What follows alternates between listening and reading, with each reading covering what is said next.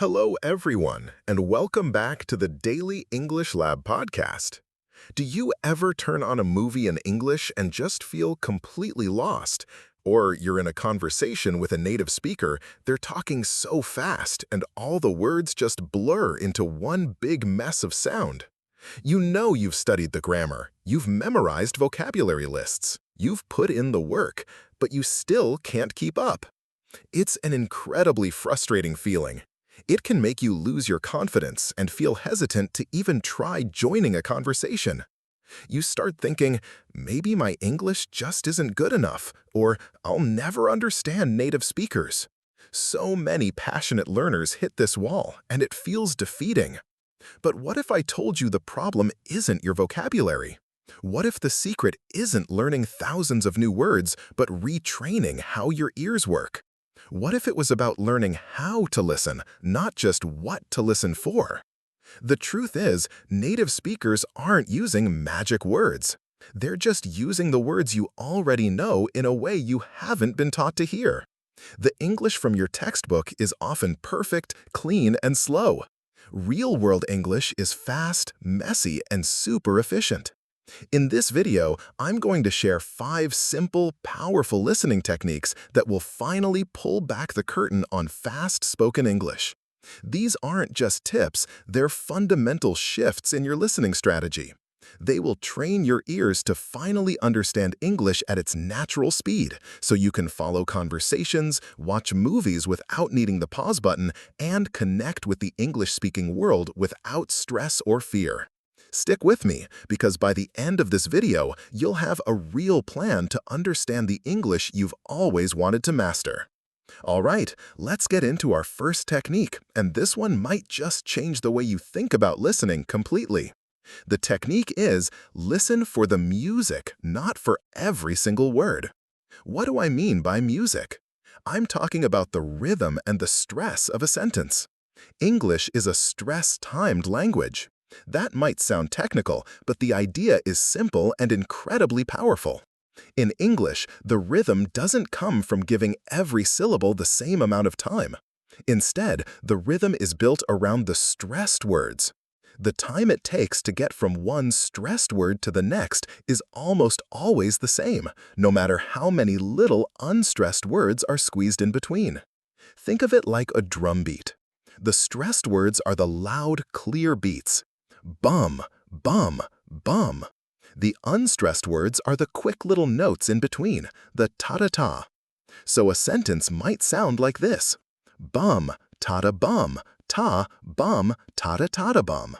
This is the biggest reason English sounds so fast.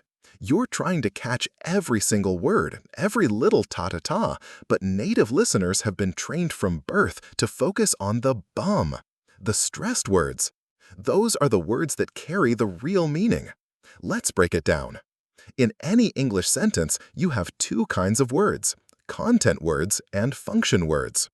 Content words are the important ones. They carry the main meaning and are usually nouns, main verbs, adjectives, and adverbs. Think of them as the pillars of the sentence. Words like house, dog, teacher, run, eat, study, beautiful, big, happy, quickly, always, very. These are the words that get the stress. They're said louder, clearer, and often at a slightly higher pitch. Function words, on the other hand, are the grammatical glue. They connect the content words to make the sentence work grammatically. These are words like a, an, the, in, on, at, for, he, she, it, is, are, am, and, but, so. These words are almost always unstressed.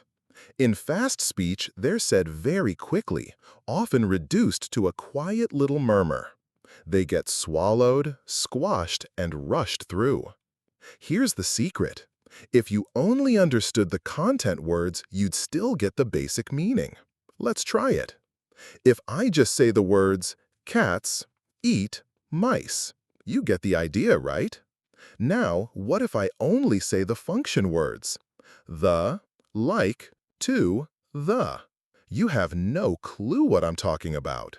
So, when a native speaker says, "The cats like to eat the mice," a learner tries to hear 7 separate words. But a native listener's brain is really just locking on to those 3 key beats. Cats, eat, mice. The little words just fill in the gaps. Let's take a more complex example from a movie. I should have gone to the store to get some bread for dinner. Trying to catch all 14 of those words will overwhelm you. Your brain will just crash trying to process, "I should have gone to the store to get some bread for dinner."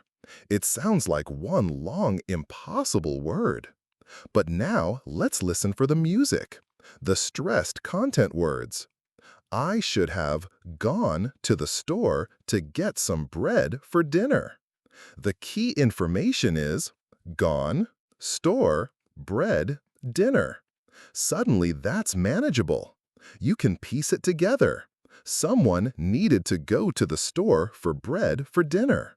The other words, I should have, to the, to get some, for, are all unstressed function words said incredibly fast. So, how can you practice this? First, start actively trying to find the beat when you listen.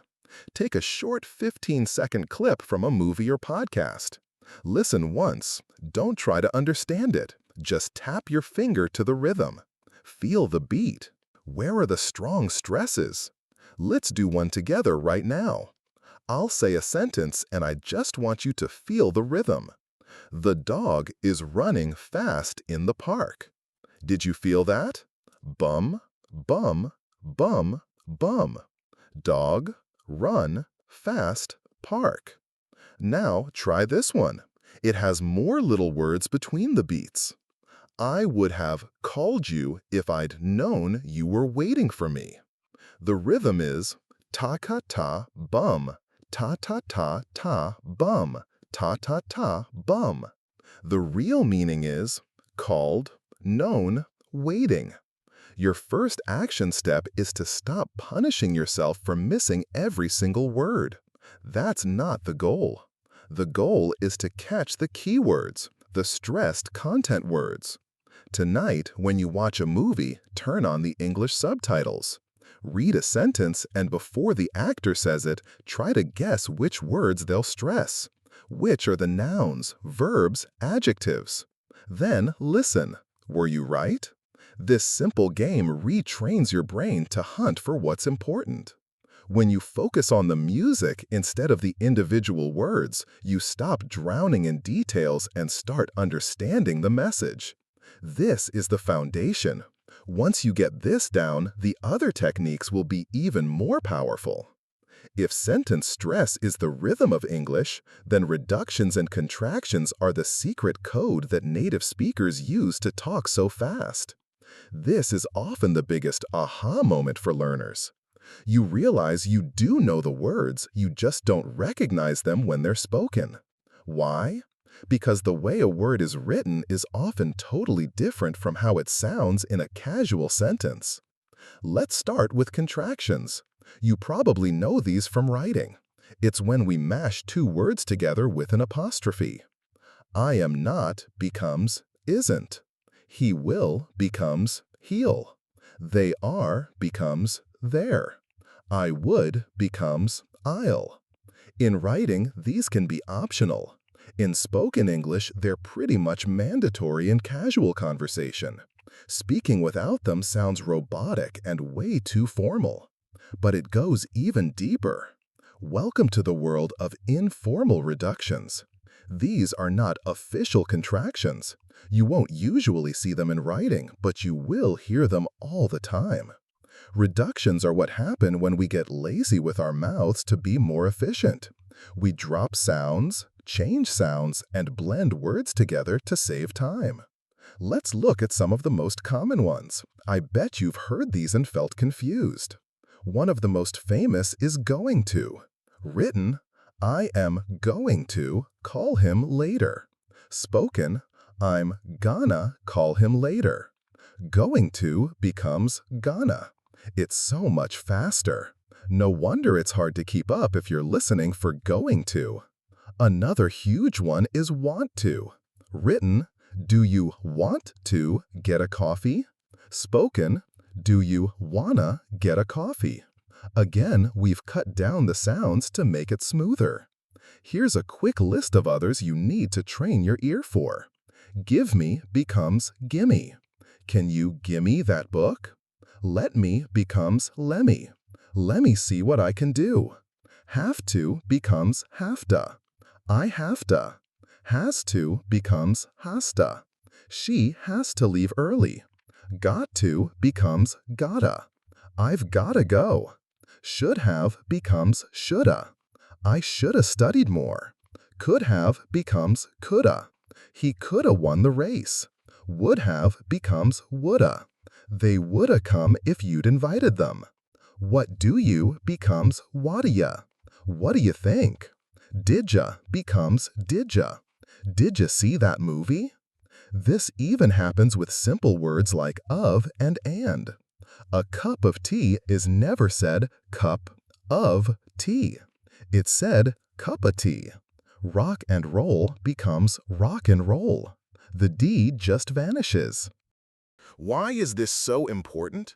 Because if your brain is waiting for the crisp, clean sound of going to, it will completely miss the fast, smooth sound of gonna. You're listening for the wrong sound. It's like trying to find a word in a dictionary with the wrong spelling. You'll never find it. So, here's your practice plan for cracking this code. Step 1. Become aware. You have to know these reductions exist. You can find lists online just like the one I gave you. Read them. Say them out loud. Get comfortable with the idea that should have sounds like shoulda. Step 2.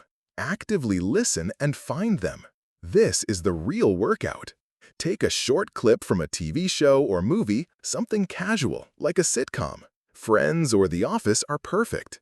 Play 1 or 2 lines. Then play it again with English subtitles. Your mission is to find the reductions. The subtitle says, "What are you going to do?" But the actor says, "What you gonna do?" Pause the video. Say, "What you gonna do?" out loud. Mimic the actor. Feel how much faster it is. Let's practice right now. I'll say the full version, then the spoken version. Repeat the spoken one after me. Full. I have got to go. Spoken. I've gotta go. Your turn. I've gotta go. Full. Do you want a piece of cake? Spoken. You want a piece of cake? Your turn. You want a piece of cake? Full. He could have been here. Spoken. He could have been here. Your turn. He could have been here. Step 3. Predict. As you get better, flip the exercise. Listen to a line without subtitles. Try to write down what you hear, even if it looks like nonsense. Gimme, wanna. Then turn on the subtitles and check. Did you catch the reduced form? This technique is all about closing the gap between textbook English and real English. You're learning the true sounds of the language. When you stop listening for did you and start listening for did ya, things will suddenly start to click. It's not a different language, it's just a dialect you haven't learned yet. And now you have the code. We've talked about the rhythm of English with sentence stress and the secret code of reductions. Now let's talk about what makes English sound so smooth and connected, and what makes it so hard to tell where one word ends and the next one starts. This is the magic of linking, or what linguists call connected speech. In your own language, you don't speak like a robot with a pause between every word. You connect them. Native English speakers do the same thing, but the rules for how they connect might be different from your language, and that can trip you up. When words link together, they can sound like one long new word. There are a few main ways this happens. Let's go through them. Type 1. Consonant to vowel linking. This is the most common and important one. When a word ends with a consonant sound and the next word starts with a vowel sound, A, E, I, O, U, we almost always connect them. The consonant sound from the end of the first word jumps over to the start of the second word. Here's an example. Written, turn off. If you say turn off, it sounds choppy. In reality, the N sound in turn links to the off in off. It sounds like turn off. Here's another. Written, an apple. We don't say an apple. The N links to the A. It sounds like an apple. Think about this sentence. Put it in a box. A learner might listen for 4 words. Put it in a box. But a native speaker links all the consonants to the vowels. Put links to it, becoming put it. It links to in, becoming it in. In links to a, becoming inna. The whole thing sounds like one long word. Put it in a box. No wonder it's confusing. You're listening for put it inna, and you hear a single block of sound. Let's practice a few. I'll say the separate words, then the linked phrase. You repeat the linked phrase. Find out becomes find out. Your turn, find out. Read it becomes read it. Your turn, read it. What is it becomes what is it. Your turn, what is it? Type 2, vowel to vowel linking. This one is a bit more subtle. When a word ends in a vowel and the next word also starts with a vowel, we often add a tiny, almost invisible Y sound or W sound to connect them smoothly. Here's the rule. If the first word ends with a vowel where you round your lips, like oo or o, think go, to, you, we slip in a tiny W sound. Go away doesn't sound like go away. It sounds like go woe away. Do it sounds like do it. If the first word ends with a vowel where your lips are spread, like E or A, think he, I, they, we slip in a tiny Y sound. I asked sounds like I asked. He is sounds like he is. You might not even consciously notice this little sound, but it's what makes speech flow instead of being choppy. Type 3, consonant to consonant linking. When a word ends in a consonant and the next one starts with the same or a very similar consonant, we don't say the sound twice. We just hold it a bit longer and blend them into one. For example, I need to go. The D in need and T in to are made in a similar place in your mouth. We don't say need to go. We say need to go, basically dropping the first D. Another one. I have a big garden. We don't say big garden. The 2 G sounds just merge. Big garden. How do you practice linking? It's a similar method to practicing reductions. Use short clips with transcripts. Listen to one line. Hunt for the links. Look at the words. Where does a word end in a consonant and the next one start with a vowel? Mark those spots. Listen and confirm. Play it again. Can you hear an apple become an apple? Mimic. Pause the audio and say the linked phrase out loud. Try to make it just as smooth as the speaker. You can even record yourself on your phone to compare. By learning to hear these links, you're tuning your ear to the natural flow of English. You stop hearing a choppy sequence of words and start hearing the smooth, connected phrases that people actually use. It's a huge step toward understanding without effort. Hey, just pausing for a second. If you're finding these techniques helpful and having some aha moments, I've put together a free PDF cheat sheet that sums up all 5 of them with extra examples of common reductions and linking. You can download it for free from the link in the description. It's a great way to review and practice. Okay, let's get back to our next technique.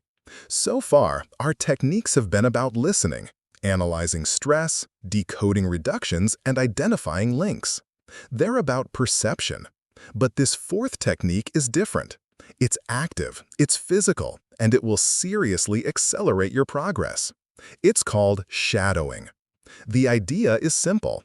You listen to a native speaker and you repeat what they say in real time, like an echo. You don't wait for them to finish the sentence. You speak along with them or just a split second behind them. Why is this so effective? It creates a powerful link between your ears and your mouth. It forces you to actively listen. You can't zone out while shadowing. To keep up, your brain has to be 100% focused on the sounds, rhythm, and intonation. It's the ultimate active listening workout.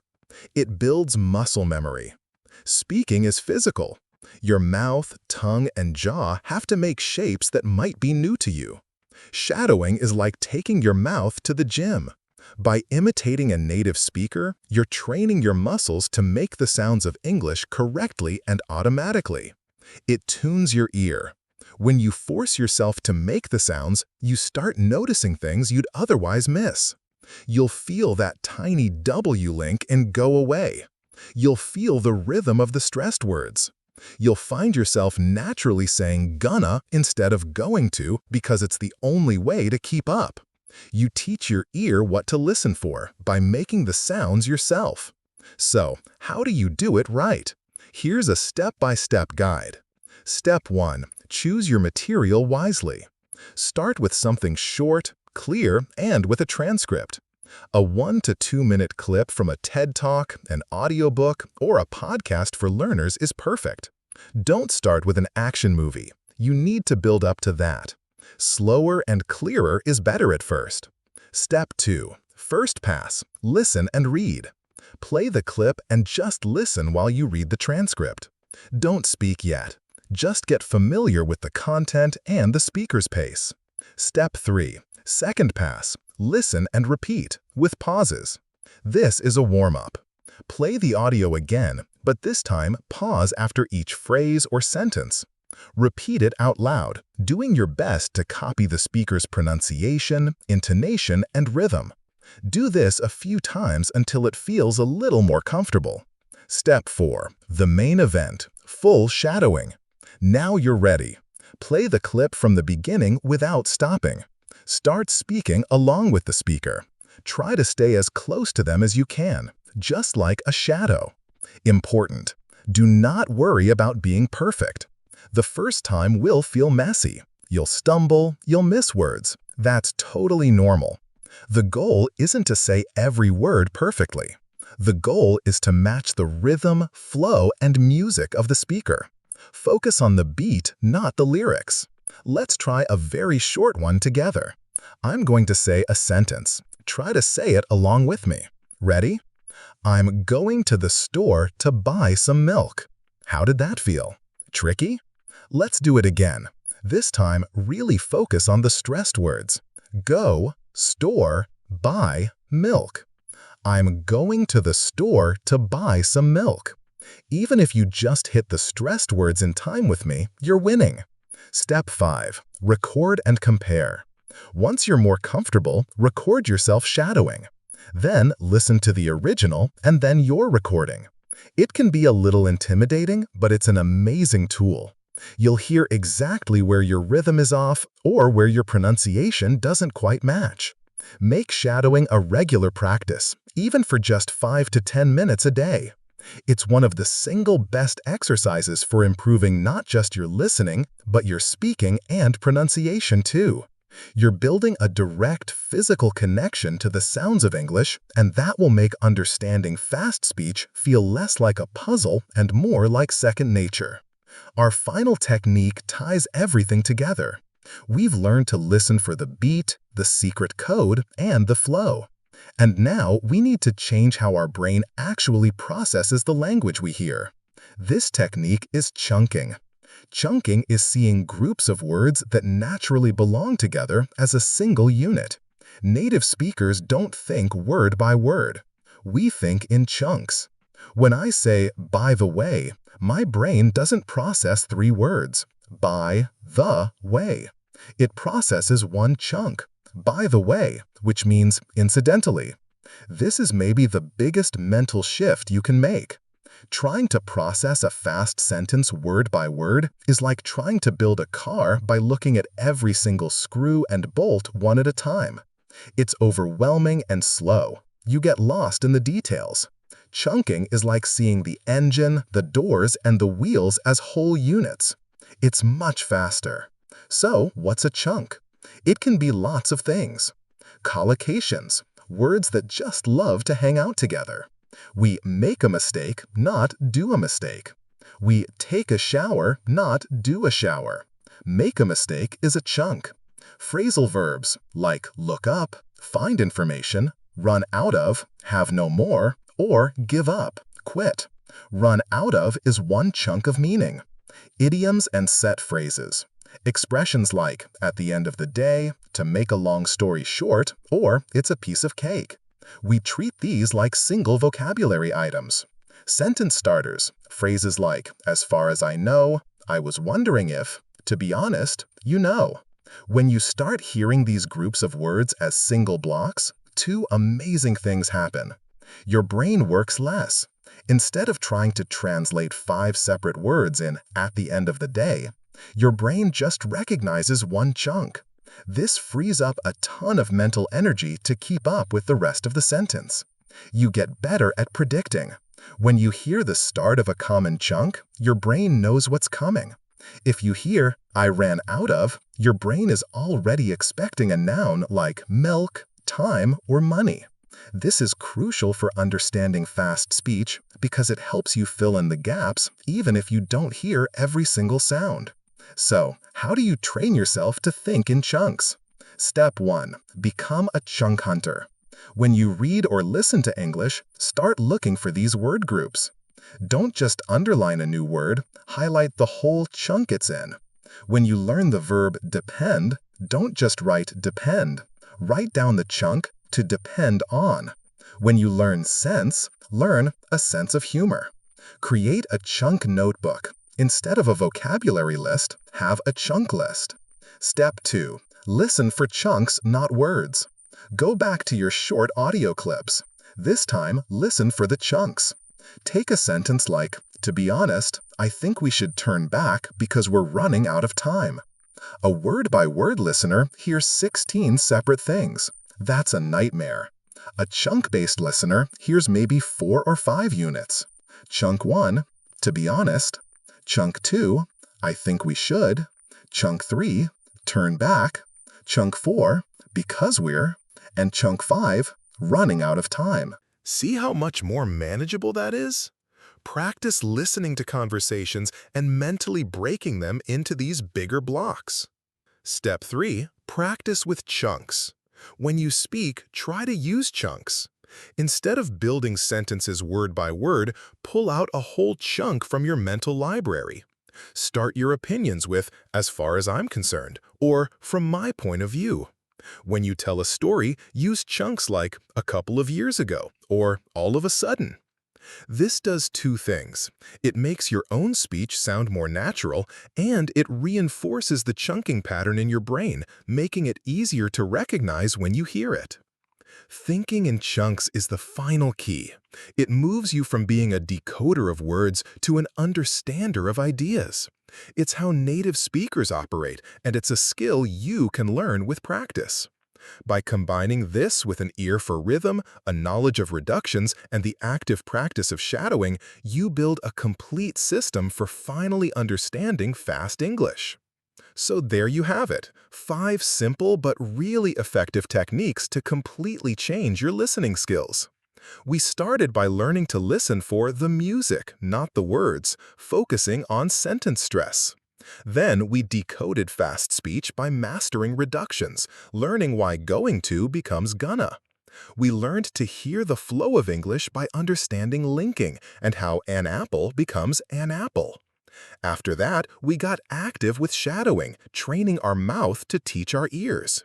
And finally, we tied it all together by learning to think in chunks, just like a native speaker.